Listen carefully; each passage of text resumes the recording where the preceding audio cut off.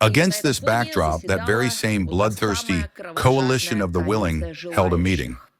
On November 25th, an emergency session was held online under the chairmanship of Britain, Germany, and France,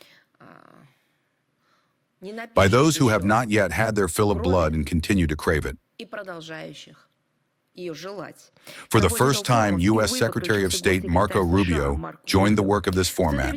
At the center of attention were security guarantees, as they called it, for Ukraine and its long-term financing, including, as was said, through the full use of frozen Russian assets.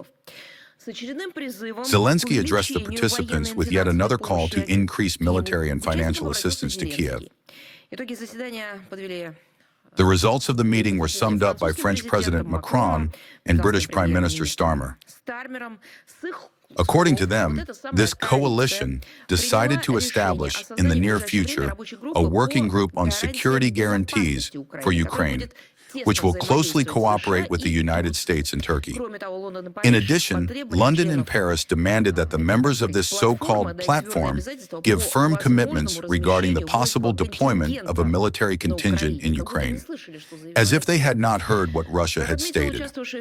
As noted by Ursula von der Leyen, who participated in the meeting, the focus of the so-called coalition was the issue of the Ukrainian settlement. In her perception, I would say, painful perception, the path to peace in Ukraine, for some reason, must run through increasing pressure on Moscow and the introduction of yet another 20th package of anti-Russian sanctions. You know, recently it was said wonderfully well, if it has not worked for you 19 times, perhaps the 20th time is not even worth trying. Perhaps it is worth thinking about what is wrong with your methodology. After all, it does not lead to the desired result. The question is, of course, what result they are seeking. That is the issue. Supporters of the European Party of War do not even contemplate anything other than causing damage to our country. The so-called Crimea Platform was also holding its meeting there. On November 24th in Stockholm, under the chairmanship of the Speaker of the Verkhovna Rada of Ukraine, Ruslan Stefanchuk, a so-called parliamentary summit of the anti-Russian project Crimean Platform took place.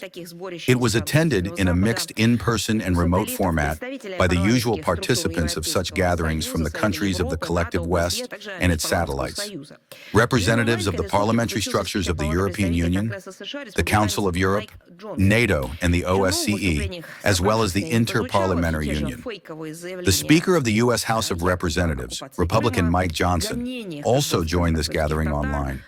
Nothing new was heard in the speeches of those assembled. All the same fake statements about the occupation of Crimea, the persecution of Crimean Tatars, and mass human rights violations on the peninsula. They recalled their favorite fake, the tragedy in Bucha, the 20,000 abducted Ukrainian children. No one has ever named any last names. No list has ever been published, but apparently that is the number now.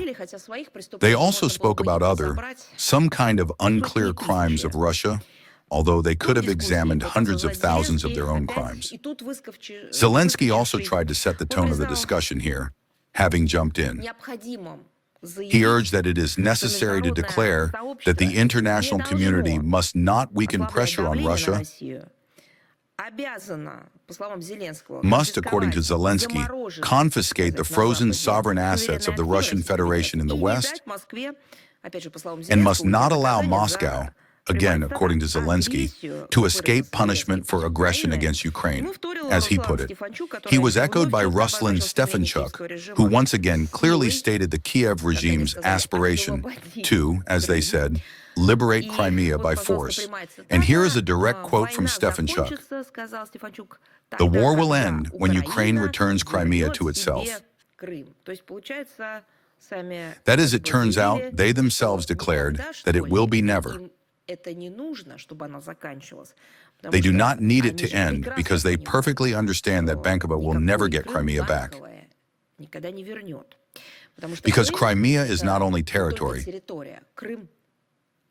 Crimea is people. It is the present generations, it is the future generations,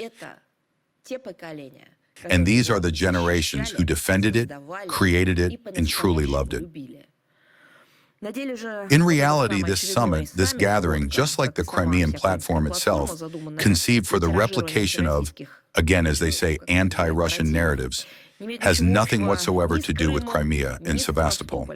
I would like to remind you that back in 2014, the people of Crimea were faced with the deadly threat of the peninsula being drowned in blood by the national radicals. That is exactly how they frightened Crimeans when they seized power in Kiev as a result of an armed coup. So it was then that Crimeans made the decision to reunite with their historical homeland, Russia. The examples of Donbass, against which the Kiev regime unleashed a real war of annihilation, as well as of Ukraine itself, whose citizens became hostages of a corrupt, anti-people neo-Nazi clique, prove that the choice made by the residents of Crimea during the nationwide referendum in 2014 was the only correct one. The true attitude of Zelensky's regime toward the residents of Crimea and Sevastopol, those whom Bankova supposedly intends to liberate, is shown by the fact that on the very day this gathering was held in Sweden, the armed forces of Ukraine attempted a massive attack using missiles and drones against civilian targets on the peninsula. All aerial targets were destroyed by the Russian air defense system. This is the kind of care the Zelensky regime shows for those it wants to, as they put it, liberate. Yes, by killing them, it seems.